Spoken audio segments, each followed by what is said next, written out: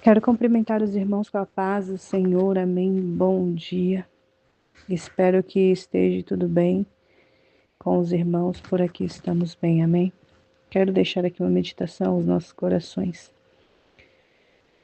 E se falar o teu coração, compartilhe com mais pessoas, edifique vidas, porque talvez alguém esteja precisando de ouvir esta palavra. Eu quero deixar aqui Lucas, capítulo 15, só num trecho aqui, no versículo 20, que diz assim: E levantando-se foi para o seu pai, e, quando ainda estava longe, viu o pai, e se moveu de íntima compaixão, e correndo, lançou-lhe ao pescoço e o beijou.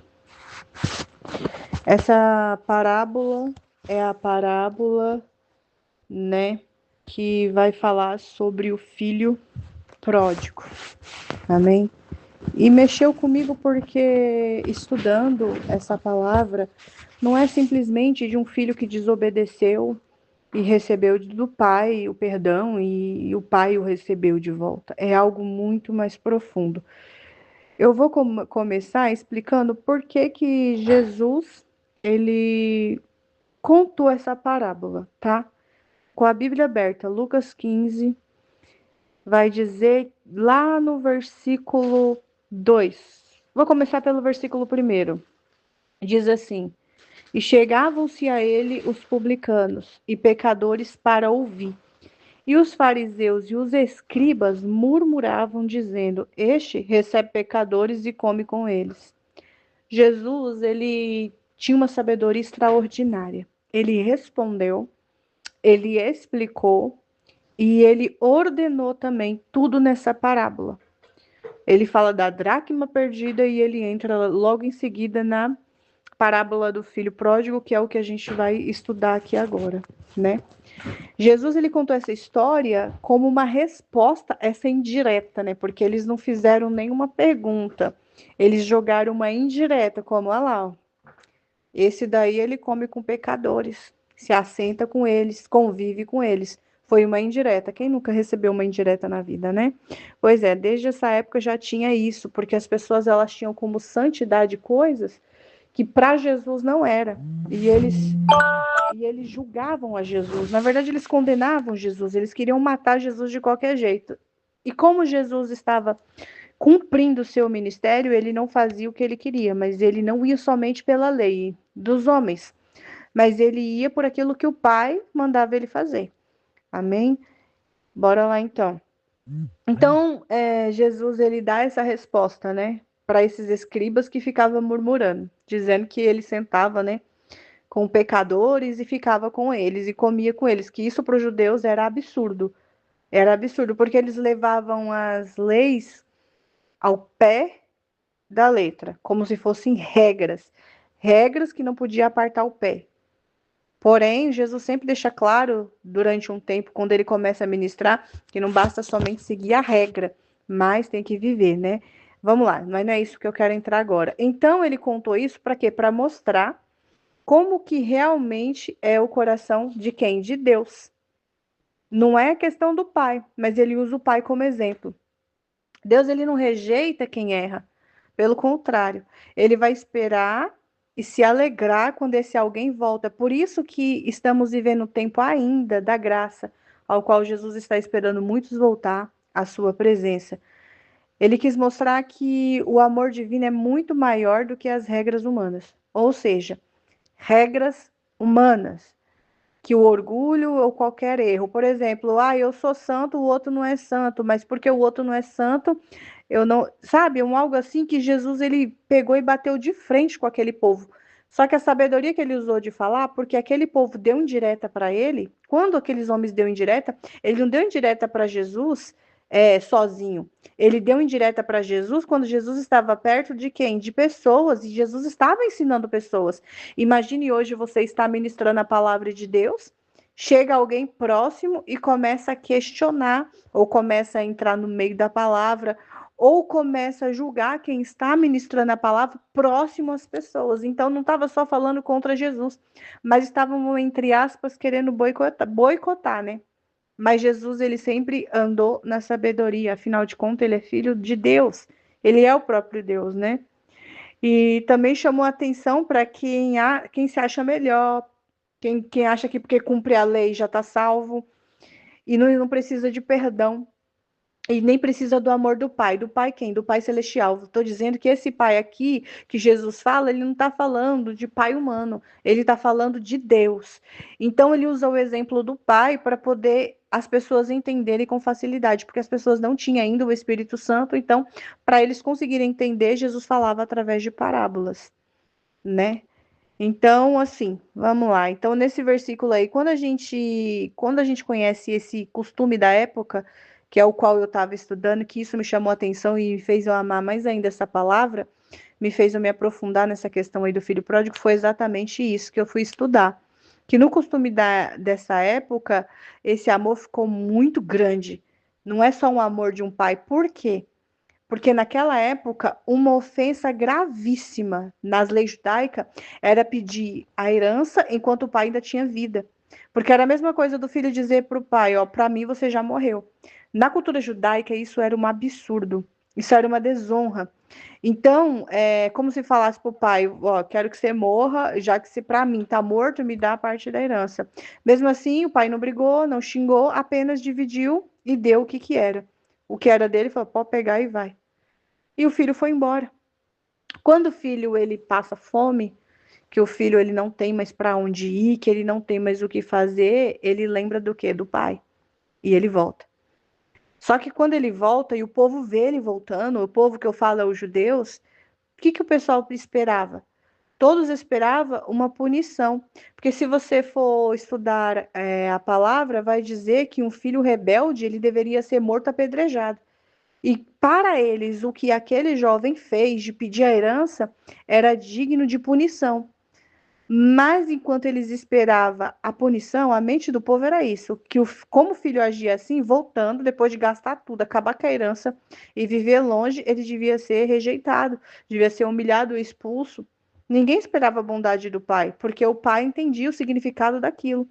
Mas o pai faz o quê? O pai faz o que ninguém imaginava. Um patriarca judeu naquela época, correr em público até hoje, eles não fazem isso.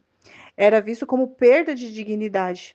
Então, se ele corresse em público, era um absurdo para eles. E era como falar assim: ó, eu não tenho dignidade, para mim eu não estou nem aí, o importante é que meu filho chegou. Mas esse pai, movido de compaixão, ele não se importou com as regras e muito menos com a regra humana, ou com a honra, ou com o que judeus falaria, né?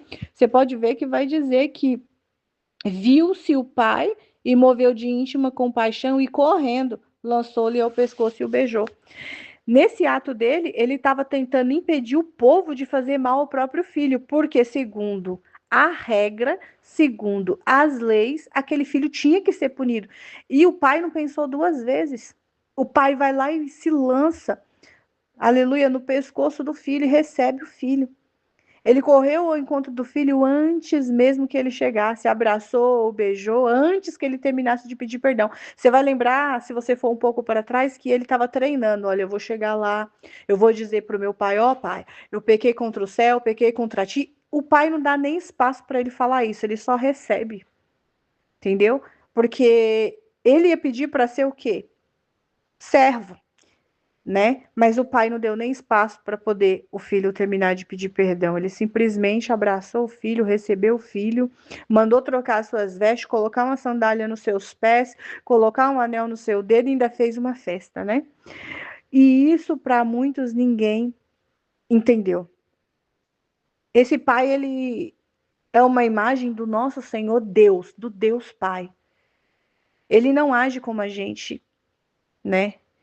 Que se fosse eu nos dias de hoje, né? Vamos pensar assim. Ele deixa de lado tudo por amor. Tanto é que ele entrega o seu filho Jesus Cristo para que eu e você hoje pudesse ter salvação. Ele tem salvação para mim, ele tem salvação para você, ele tem salvação para a prostituta, ele tem salvação para o bandido, ele tem salvação para quem quiser, aquele que vier. Aquele que quiser vir após mim, negue-se a si mesmo. E Jesus, ele chama eu, chama você, você que talvez está rejeitado, você que talvez se sente inútil, talvez você que se sinta pecador demais, né? Ele não esperava que você vinha perfeito. Jesus não espera que você venha perfeito. Jesus espera que você venha. E ele vai trabalhar em você. E o mais interessante é que olha para você ver, quando o filho ele percebe o que ele fez, que ele treina, eu vou voltar, eu vou falar para o meu pai que eu pequei contra os céus, que eu pequei contra ele, que não era digno de ser chamado filho, mas que se fizesse pelo menos como um dos trabalhadores dele. Aqueles trabalhadores, eles não andavam calçados, eles andavam descalços. E qual é a primeira coisa que o pai fez? Ele abraça, põe sandália nos pés, veste ele e coloca o anel no dedo. É isso que o Pai Celestial tem para mim e para a tua vida. É honra. E não importa o que você cometeu, mas importa que você se arrependa. Porque aquele que se arrepende, pede perdão e volta, o Senhor Jesus, ele perdoa, ele lava, limpa e ele dá uma nova história. Mas tem que ter arrependimento, tem que ter mudança. Porque esse filho, ele passou por tudo isso, mas sempre fica ali uma consequência, porque querendo ou não, nessa história vai dizer que ele perdeu muito, porém ele amadureceu. E foi uma história que Jesus contou para que também aqueles que estavam ali jogando indireta para ele entendessem que o amor do Pai não era um amor humano, né? Eles observaram e ficaram sem palavras, porque eles não entendiam o que Jesus queria dizer com aquilo. Às vezes eles ouviam, não podia compreender. Mas hoje a gente compreende porque nós temos o Espírito Santo. Como diz a palavra, que as coisas espirituais são para as pessoas que são espirituais. Aquelas que não são espirituais, elas não vão entender. Mas aquelas que são espirituais vão entender. Aquele povo que estava ali ouvindo, aqueles que estavam ao redor de Jesus e ouviu essa indireta, ia sair dali como? Eu sou pecador, eu não posso encostar em Jesus. Eu vou embora. Quando esses fariseus falam isso, murmura isso, eles estavam quase jogando essas almas no inferno. Porque Jesus estava ali para quê? Para poder pegar aquelas almas, atrair para o Pai, atrair para o reino. Mas esses fariseus com essas conversinhas fiadas, poderiam aqueles homens que estavam ouvindo Jesus ficar chateados, magoados, se sentir inutilizados e ir embora. É por isso que nos dias de hoje devemos saber com quem andamos para fazer a obra do Senhor, tudo no mesmo pensamento, no mesmo propósito. Porque se não tiver isso, olha, para pensar, nos dias de hoje, se fosse hoje, você ministrando a palavra e alguém jogando uma indiretinha próximo a você, e as pessoas que são pecadoras, imagine que você está lá ministrando a palavra do Senhor de salvação para uma prostituta. Aí passa alguém próximo que diz ser cristão e começa a falar, ah lá, ele lá com a prostituta. Ah lá, conversa com a prostituta. Isso é um peso muito grande. A prostituta que talvez ouviria a palavra e Deus ia fazer uma mudança no coração da prostituta, já não quer mais. Porque vai dizer, para ser crente como esse daí, que anda bem vestido e fica condenando os outros, eu prefiro não ser uma alma que se perde. Então Jesus ele deixa claro que o amor do Pai não olha o pecado, mas aquele que se arrepende e volta, recebe do Senhor a salvação. Amém? Que o Senhor Jesus abençoe tua vida hoje em nome de Jesus.